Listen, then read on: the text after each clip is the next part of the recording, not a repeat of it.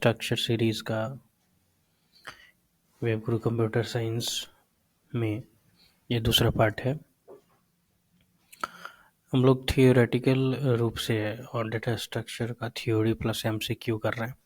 ये पार्ट 2 है और अगर पार्ट 1 आप नहीं देखेंगे तो पार्ट 2 को समझने में प्रॉब्लम हो सकती है। तो डेटा स्ट्रक्चर का पार्ट 2 आप देखें, पार्ट 1 देखिए और इस पार्ट 2 को ध्यान में रखें। इसमें मैंने बताया है importance and applications of data structure. So what are importance, why you use data structure in computer science, and what are the important application where the data structure is used. तो importance of data structure, किस लिए data structure use करते हैं, किस लिए data structure पढ़ेंगे BCA में, MCA में या प्रोग्रामर लेवल के क्वेश्चन में भी हैं, किस लिए पूछे जाते हैं। तो इफ़िशिएंट डेटा मैनेजमेंट के लिए, मतलब हम अपने डेटा स्टोरेज डिवाइसेस में, मेमोरी में एक सिस्टमेटिक ढंग से कैसे हम अपने डेटा को ऑर्गेनाइज करेंगे, इसके लिए डेटा प्रबंधन एवं कुशलता यानी इफ़िशिएंट डेटा मैनेजमेंट में करने के लिए इसका बहुत ज़्यादा यूज़ किया जाता है। ऑप्टिमाइज्ड एल्गोरिदम, मतलब अच्छे एल्गोरिदम, सूटेबल एल्गोरिदम किसी चीज़ के लिए, किसी भी काम के लिए कौन सा सूटेबल एल्गोरिदम है, कौन सा सूटेबल एल्गोरिदम हम क्रिएट करें, किस तरह से एल्गोरिदम क्रिएट करें कि पार्टिकुलर प्रॉब्लम्स सॉल्व हो जाए। जैसे कि सर्चिंग के लिए क्या करें, बाइनरी सर्च के लिए क्या करें। तो ये ऑप्टिमाइज कराता है एल्गोरिदम को, ऑप्टिमाइजेशन हमें बताता है कि आप ये इस तरह का एल्गोरिदम यूज़ करें। तो ये भी डेटा स्ट्रक्चर में ही आएगा। रिसोर्सेस को ऑप्टिमाइज करना, मतलब कि कंप्यूटर सिस्टम चाहता है कि कीबोर्ड हमारा एक रिसोर्स है, माउस हमारा रिसोर्स है, मेमोरी हमारा रिसोर्स है, डेटा हमारा रिसोर्सेस है। तो उस जगह पर उन रिसोर्स को किस तरीके से यूज़ किया जाए, ये भी इम्पोर्टेंट पार्ट होता है कंप्यूटर साइंस में। और इसका भी ऑप्टिमाइजेशन करने के लिए आपको डेटा स्ट्रक्चर की ज़रूरत पड़ती है। तो मेमोरी और प्रोसेसिंग टाइम को बेहतर तरीके से करने के लिए सही डेटा स्ट्रक्चर का आपको चुनाव करना होगा, सही डेटा स्ट्रक्चर बनाना होगा, तभी जा कर के रिसोर्स ऑप्टिमाइजेशन की प्रॉब्लम को दूर किया जा सकता है। साथ ही साथ इसके अलावा रियल वर्ल्ड प्रॉब्लम को भी सॉल्व करने के लिए डेटा स्ट्रक्चर यूज़ किया जाता है। एडवांस लेवल के डेटा स्ट्रक्चर यूज़ किए जाते हैं, जैसे ग्राफ किस लिए यूज़ किया जाता है, तो ग्राफ में आप गूगल मैप देख सकते हैं। तो गूगल मैप पूरा का पूरा किस तरह का डेटा स्ट्रक्चर है, ग्राफिकल डेटा स्ट्रक्चर है। नेटवर्क एनालिसिस के लिए, नेटवर्किंग सिस्टम में जो भी ऑपरेटिंग सिस्टम यूज होता है, नेटवर्किंग सिस्टम में डिस्ट्रीब्यूटेड नेटवर्किंग सिस्टम में, इस तरह के डिस्ट्रीब्यूटेड ऑपरेटिंग सिस्टम्स में आप ट्री लाइक डेटा स्ट्रक्चर का यूज़ करते हैं। तो ये रियल वर्ल्ड प्रॉब्लम को भी सॉल्व करने के लिए इसका इम्पोर्टेंस है। अब बात आती है कि क्या एप्लीकेशन क्या क्या बनता है। एप्लीकेशन का मतलब यहाँ सॉफ्टवेयर से हुआ। क्यों हम एप्लीकेशन डेटा स्ट्रक्चर पढ़ेंगे, कहाँ पे इसका यूज़ होगा, किस तरह के एप्लीकेशंस को हम बना सकते हैं, यानी किस तरह का सॉफ्टवेयर बना सकते हैं। तो सबसे पहले डेटाबेस मैनेजमेंट से रिलेटेड सारे सॉफ्टवेयर क्रिएट किए जा सकते हैं। जैसे इसके लिए यानी कि डेटाबेस मैनेजमेंट सिस्टम से रिलेटेड जो भी आप डेटा स्ट्रक्चर से जो भी प्रॉब्लम को सॉल्व करते हैं अपने एप्लीकेशन में, उसमें बी ट्रीज, हैश टेबल्स बहुत ज़्यादा यूज़ किया जाता है। यानी कि एक टेबल्स में डेटा है, टेबल्स में MySQL में या MySQL सर्वर में या किसी तरह के डेटा में डेटाबेस रखा गया है, वहाँ से हम डेटा को कैसे एक्सेस करेंगे, ये सारा का सारा डेटा स्ट्रक्चर पढ़ने के बाद वहाँ के उस प्रॉब्लम को दूर करने के लिए क्या आप ऑप्टिमाइजेशन करेंगे। तो ये भी डेटा स्ट्रक्चर का ही एक पार्ट है, इसलिए बहुत इंपॉर्टेंट है डेटा स्ट्रक्चर को पढ़ना ऑपरेटिंग सिस्टम बनाने के लिए। ठीक है, ऑपरेटिंग सिस्टम के बहुत सारे प्रोसेसिंग एक्टिविटीज़ होते हैं, जैसे प्रोसेस शेड्यूलिंग करना, मेमोरी मैनेजमेंट करना, क्यूज़, स्टैक्स, लिंक लिस्ट किस तरह से यूज़ किए जाएंगे ऑपरेटिंग सिस्टम में। तो ये सारा का सारा डेटा स्ट्रक्चर का पार्ट होता है। हम लोग एक पार्ट आगे आगे पढ़ते जाएंगे, बट अभी तो बेसिक केवल बताया जा रहा है कि क्यों पढ़ें, कहाँ एप्लीकेशन होगा, डेटा स्ट्रक्चर क्या होता है, ये बेसिक पार्ट्स है। अभी artificial intelligence and machine learning में भी इसका यूज़ हो रहा है। तो आर्टिफिशियल इंटेलिजेंस में ग्राफ्स, ट्रीज बहुत ज़्यादा यूज़ किया जाता है। Decision making algorithms, neural networks, सब में हमारा डेटा स्ट्रक्चर यूज़ हो रहा है। वेबसाइट डेवलपमेंट में, यानी डॉम ट्री यानी document object model tree, hash tables, dynamic websites बनाने में, यहाँ जगह में भी इस तरह के एप्लीकेशन में भी डेटा स्ट्रक्चर यूज होता है। नेटवर्किंग के एप्लीकेशन में भी डेटा स्ट्रक्चर का यूज होता है, जो कि शॉर्टेस्ट पाथ फाइंड आउट करना है एक जगह से दूसरी जगह जाने के लिए नेटवर्किंग में। जैसे कि एग्जांपल है डिजैक्ट्रा एल्गोरिदम, जो शॉर्टेस्ट पाथ को फाइंड आउट करता है।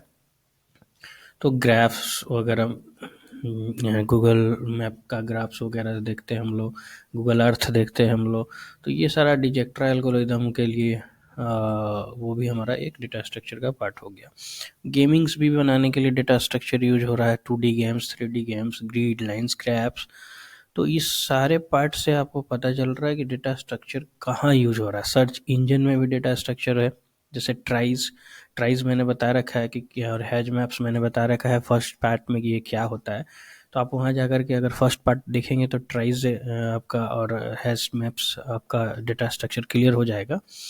तो उसको समय ना गंवाते हुए आप लोग फर्स्ट पार्ट को देखें, ट्राइज डेटा स्ट्रक्चर क्या है, हैज मैप क्या है। तो ये सब सर्च इंजन का पार्ट होता है, जैसे Google search engine, Yahoo search engine, Bing search engine, DuckDuckGo search engine, और भी बहुत सारे सर्च इंजन हैं। तो उस सर्च इंजन का ये पार्ट होता है। तो आप इस ट्राइज और हैज मैप के लिए फर्स्ट पार्ट देखें। कंपाइलर डिज़ाइन के लिए जैसे कि ट्रांसलेशन प्रोसेस जो होता है, ट्रांसलेटर करता है। ट्रांसलेटर हमारे पास क्या है, कंपाइलर है, इंटरप्रेटर है, असेंबलर है, ठीक है। तो इस तरह के कंपाइलर क्या करता है, किसी भी सोर्स कोड को मशीन कोड में आपको कन्वर्ट करके देते हैं ताकि कंप्यूटर उसको अंडरस्टैंड कर पाए। और कंप्यूटर जब तक अंडरस्टैंड नहीं कर पाएगा तब तक वो किसी तरह का रिजल्ट आपको प्रोवाइड नहीं करता है। तो कंपाइलर डिज़ाइन के लिए आपका हमारे पास क्या होता है, डेटा स्ट्रक्चर का यूज़ किया जाता है, जैसे सिंटैक्स ट्री, फ्रेज ट्रीज, ये सब सारा कंपाइलर डिज़ाइन। तो निष्कर्ष क्या निकला, कंक्लूजन क्या लिखना, कि किसी भी तरह के डोमेन्स पे हम काम कर रहे हैं, चाहे किसी तरह का एप्लीकेशन बना रहे हैं, तो डेटा स्ट्रक्चर किसी भी एप्लीकेशन का क्या होता है, बैकबोन होता है। तो हमें एफिशिएंट एल्गोरिदम्स चूज करने में, एफिशिएंसी यूज करने में, स्पीड जानने में, सॉफ्टवेयर की स्पीड, सॉफ्टवेयर कितना मेमोरी ले रहा है, तो ये सारे के लिए बैकबोन क्या होता है, हमारा डेटा स्ट्रक्चर होता है। इसलिए इसको पढ़ना बहुत ज़रूरी होता है। तो आई होप कि अब क्लियर हो गया होगा ये बात, कि बहुत सारे लोगों का ये क्वेश्चन होता है कि क्यों डेटा स्ट्रक्चर पढ़ेंगे। तो ये क्लियर आई होप कि हो गया होगा। हाँ, इसी में एक कंफ्यूजिंग टॉपिक एक और आता है कि सर की एब्स्ट्रैक्ट डेटा टाइप क्या होता है। देखिए, एब्स्ट्रैक्ट डेटा टाइप बहुत इजी मीनिंग है, और ज़्यादा कंफ्यूजिंग, ज़्यादा गैदरिंग वाले चीज़ों को ना पढ़ के हम अगर नॉर्मली एब्स्ट्रैक्ट के बारे में जाने तो बहुत आसानी से एब्स्ट्रैक्ट डेटा टाइप को समझ सकते हैं। मतलब अगर आप मान लीजिए कि कोई इंटरफेस यूज़ कर रहे हैं एप्लीकेशन में, जहाँ पर लिखा हुआ है कि इंटर योर मोबाइल नंबर, इस तरह से लिखा रहता है एप्लीकेशन में, इंटर योर मोबाइल नंबर, तो आप यहाँ मोबाइल नंबर डाल देते हो। यहाँ बटन रहता है, यहाँ सबमिट बटन या कैंसिल बटन है, मान लीजिए यहाँ पे कैंसिल बटन है। तो हम जानते हैं कि भाई सबमिट पे क्लियर करेंगे या कैंसिल पे क्लिक करेंगे तो क्या होना है। तो हम डायरेक्टली मोबाइल नंबर डाल के सबमिट करते हैं तो मोबाइल नंबर कहीं ना कहीं जाकर के स्टोर होता है। तो ये बात कैसे स्टोर हुआ, क्या होगा, उसके पीछे की बातें क्या हैं, ये कि यूज़र को उससे कोई मतलब नहीं होता है। तो ये जो सामने दिख रहा है, ठीक है, ये इसी पे हमको काम करना है। बाकी बैक में क्या हो रहा है, वो क्या होगा, उससे हमको कोई भी मतलब नहीं होता है, चाहे किसी भी यूज़र को कोई मतलब नहीं होता है। तो एब्स्ट्रैक्ट डेटा टाइप कहता है क्या, कि ऑपरेशंस ऑफ डेटा, सीधे सीधे हम ऑपरेशंस की बात करते हैं, उसकी बात नहीं करते हैं जो कि उसको बनाने में यूज़ किया गया है, ठीक है।